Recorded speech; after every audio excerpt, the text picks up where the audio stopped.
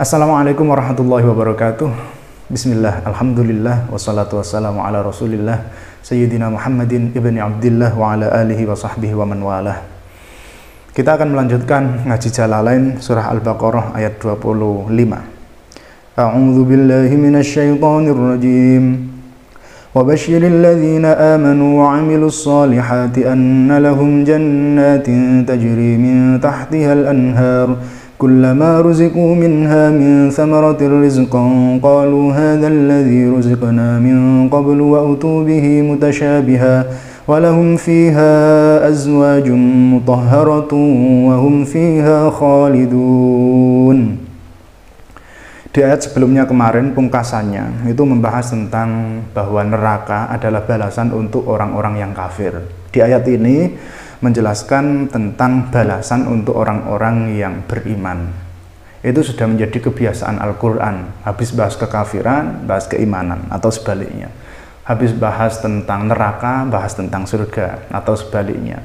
Habis bahas tentang yang gak enak-enak, terus bahas yang enak-enak, atau sebaliknya. Itu untuk menyeimbangkan antara khauf dan roja, antara roja dan khauf, antara ketakutan dan harapan, antara harapan dan ketakutan. Ada yang bilang bahwa masa ibadah kok harus diancam-ancam, ditakut-takuti neraka, ibadah kok diiming-imingi surga. Ibadah macam apa itu? Ibadah itu harus dengan cinta. Masalahnya nggak semua orang itu punya kesadaran sedemikian rupa. Sama kayak anak-anak itu nggak semua terus punya kesadaran bahwa dia itu harus mandi kalau sudah waktunya. Kadang-kadang harus diiming-imingi dulu. Ayo mandi, nanti kalau mau mandi dibelikan permen. Anaknya bantah, permen berapa harganya? Permen. Ya udah nanti dikasih uang 10.000 biar kamu bisa jajan sepuasnya. 10.000 kok jajan sepuasnya. Ya udah 20.000 itu ya mandi tok pakai air, nggak sabunan, nggak sikatan. Akhirnya orang tuanya kesel, ngambil sapu, ayo mandi, baru mandi. Ya harus ada iming-imingnya, harus ada nakut-nakutinya dulu gitu, baru dia mau mandi. Atau seperti anak sekolah, kalau kamu nggak belajar, nanti kamu nggak lulus ujian. Kalau nggak lulus ujian, nggak naik kelas. Kalau nggak naik kelas, kamu tua di sekolahan, nggak sukses-sukses. Ditakut-takuti baru belajar. Atau diiming-imingi, ayo belajar yang giat. Nanti kalau kamu belajar yang giat, kamu ujiannya lulus. Ujian lulus, naik kelas bisa melanjutkan ke jenjang berikutnya. Nanti dengan begitu kamu bisa meraih kesuksesan dengan cepat, bisa meraih cita-citamu dengan segera. Nah itu baru mau belajar. Enggak semuanya terus, ayo belajar itu untuk kebaikan kalian sendiri. Enggak semuanya bisa digitukan, harus ada ancaman dulu, harus ada iming-iming dulu. Kalau enggak gitu, misalnya sekolah, wes enggak usah ada absen. Enggak usah ada absen. Wong ada absen aja masih banyak yang bolos kok. Yang diancam aja masih banyak yang bolos kok. Yang diiming-imingi hadiah nanti yang ranking 1 dapat apa, masih banyak yang bolos kok, masih banyak yang nggak mau belajar kok, apalagi cuma motivasi, ayo belajarlah itu untuk kebaikan dirimu sendiri.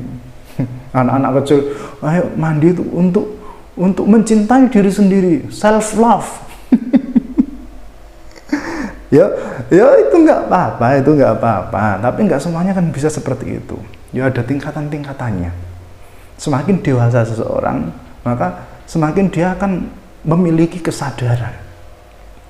Ya kadang-kadang awalnya harus ada ancaman, harus ada iming-iming dulu. Dari ancaman dan iming-iming, dari ketakutan dan harapan, inilah nanti yang akan memunculkan kesadaran. Inilah nanti yang akan memunculkan rasa cinta. Dari awalnya ditakut-takuti, dari awalnya diberi harapan-harapan, akhirnya dia tahu, oh ternyata mandi itu manfaatnya untuk diri saya sendiri sih, sehingga dia mencintai mandi. Pokoknya dia tahu kapan harus mandi gitu. Dia tahu bahwa dia harus belajar, bukan karena lagi takut gak lulus, bukan karena lagi nanti cita-citanya akan tercapai. Jika dia sudah mencintai ilmu, maka dia nggak peduli lagi dengan itu. Tapi untuk menuju cinta itu kan butuh pendorong gitu. Karena nggak semuanya bisa langsung cinta, nggak semuanya bisa seperti itu. Ibadah gitu. Kalau langsung, ayo buktikan kecintaanmu pada Tuhan dengan beribadah. Ya beberapa orang bisa yang sudah dewasa. Tapi yang keislamannya masih kanak-kanak itu ya perlu ditakut-takuti dulu. Ya, kalau kamu nggak sholat, ninggalin sholat, kamu masuk neraka. Kalau kamu rajin sholat, nanti kamu mendapatkan surga. Nggak apa-apa, itu tertanam, terdoktrin. Anak doktrin, nggak masalah. Karena nanti kalau dia dewasa, dia akan tahu itu. Dewasa dalam keislaman. Ya. Oke, kita lanjutkan.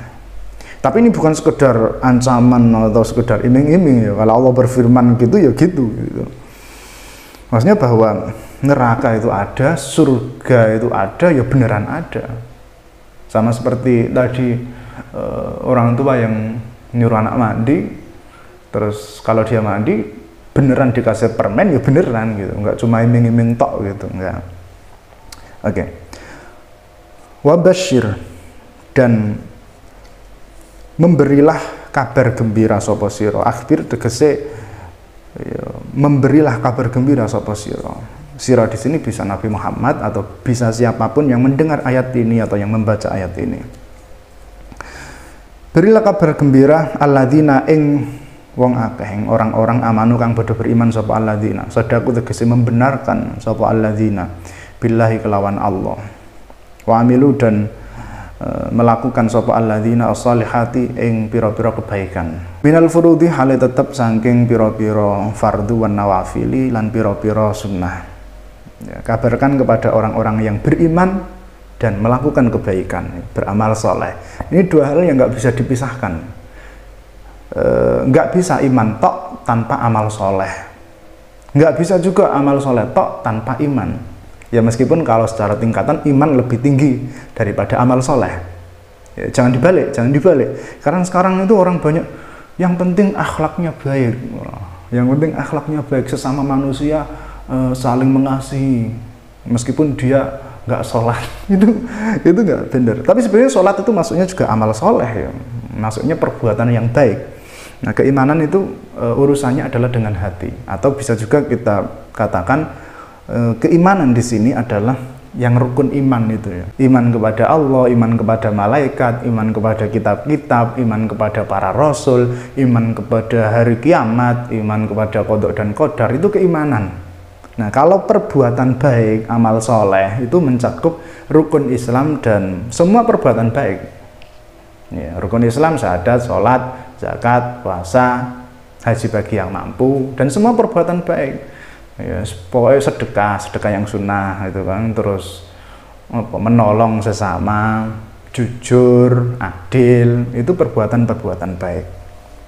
Iman tok tanpa perbuatan baik, ya bisa masuk surga, surganya kosong, nggak ada apa-apanya. Karena yang mengantarkan seseorang pada surga itu sebenarnya adalah keimanan, ya tentu saja atas kehendak Allah. Tapi yang menyebabkan dia masuk surga itu bukan amalnya, bukan perbuatannya, tetapi keimanannya. Ya tentu saja atas kehendak Allah. Tapi bukan karena perbuatannya, tapi karena keimanannya. Gitu. Jadi keimanan akan membuat seseorang masuk surga. Tetapi kalau dia tidak pernah berbuat baik, ya kosong. Karena fasilitas yang ada dalam surga itu ditentukan oleh seberapa banyak seseorang berbuat baik. Jadi kalau cuma iman tok ya mungkin masuk surga, tapi ya ini surganya gentengnya bocor apa, terus nggak keramikkan, atau sebaliknya orang berbuat baik tok tapi nggak beriman. Itu sama kayak orang membangun kerajaan di dalam surga, pokoknya nyewa koki-koki handal penuh dengan makanan, banyak bidadari yang menyambut. Tapi dia nggak memiliki tiket untuk ke surga, terus ngapain gitu kan? Makanya orang yang berbuat baik tapi nggak beriman, amalnya sia-sia karena dia membangun tapi dia nggak bisa masuk, gitu ya. Yang bagus tentu saja ya iman, ya amal soleh. Dia bisa masuk ke surga, terus fasilitasnya juga lengkap. Gitu. Annalahum kelawan saat temene iku tetep kedue alladzina amanu wa amilus sholihat atau alladzina amanu lah. Ai bi annalahum tegese kelawan saat temene iku tetep kedue alladzina amanu jannatin ana pira-pira swarga. Hadaika tegese pira-pira taman. Jadi jannah itu sebenarnya artinya itu taman. Kata yang berasal dari jim non itu makna aslinya itu sesuatu yang tersembunyi. Makanya jin itu disebut jin karena dia nggak kasat mata, tersembunyi. Janin disebut janin karena nggak kelihatan. Orang gila disebut majnun itu karena akalnya tertutupi, nggak kelihatan, ya pikirannya nggak kelihatan.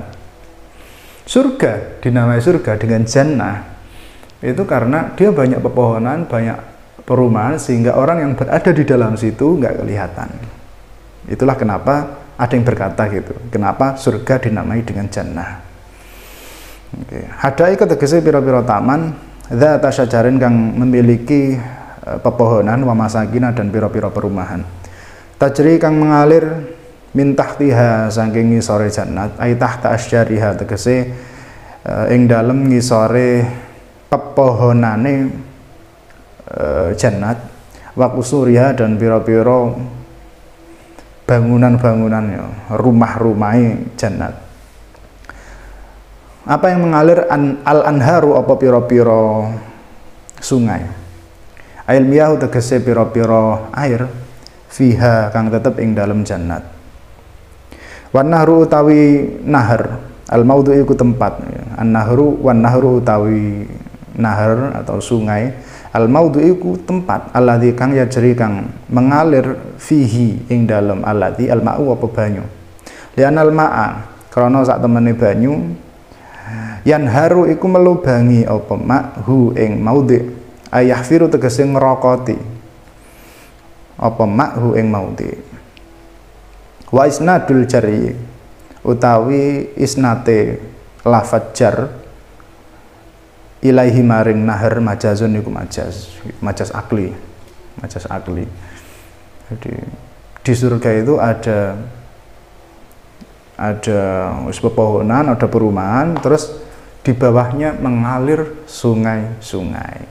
Nah, yang mengalir itu sungainya apa airnya? Gitu. Yang mengalir tentu saja airnya. Kenapa kok disebut sungainya yang mengalir? Ini namanya majaz akli.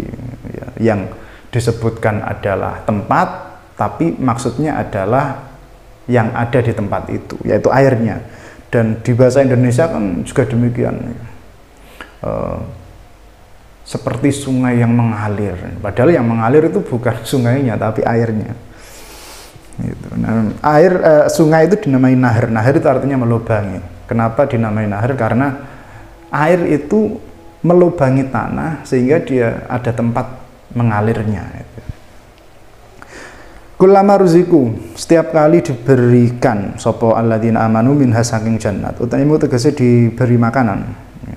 Mintil sapa alladzina amanu mintil kal jannati saking mengkono-mengkono pira-pira swarga, min thamaratin saking jenis buah-buahan. Jenis buah-buahan berarti buah-buahan di sini itu jenis ya, bukan satu buah tok, enggak. Di surga terus cuma ada satu buah, enggak. Buah. Jadi kalau kita nyebut buah itu bukan berarti satu buah, tapi bisa macam-macam. Kan apel ya buah, itu loh maksudnya. Terus nanas ya buah, semangka ya buah, pisang ya buah. Jadi ada buah sebagai jenis, bukan satu buah. Gitu ya. Min samaratin saking jenis buah. Berarti ada makanan itu kan ada yang buah, ada yang sayur gitu loh. Nah, ini buah. Rizqan ing rizki. Ini adalah maf'ul kedua dari ruziku. Cuma ruziku ini kan fi'il majhul, sehingga maf'ul yang pertama itu jadi naibul fa'il. Aslinya razaqallahu alladzina amanu wa amilus sholihat, maf'ul pertama alladzina amanu wa amilus sholihat, rizqan maf'ul kedua. Setiap kali mereka diberikan makanan, ya, diberikan buah-buahan, qalu mongko berkata sapa alladzina amanu, berkatanya apa? Hadzal ladzi ruziqna min qablu. Hadza utawi iki, alladzi iku barang, ai mithluma tegese seperti barang, ruziqna kang diberikan sapa kami, min qablu ing dalem sebelum hadza. Ai qablahu tegese sebelum hadza. Ai qablahu tegese sebelum hadza fil jannati ing dalam swarga, berarti ya di dunia. Litasyabuhi thimariha, krana miripnya buah-buahane surga.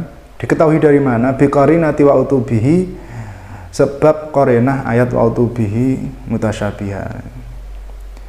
Wa utu dan diberikan sapa alladzina amanu bihi kelawan rezeki. Aiji tegese didatangkan sapa alladzina amanu bi rezeki kelawan rezeki. Mutasyabihan hale serupa.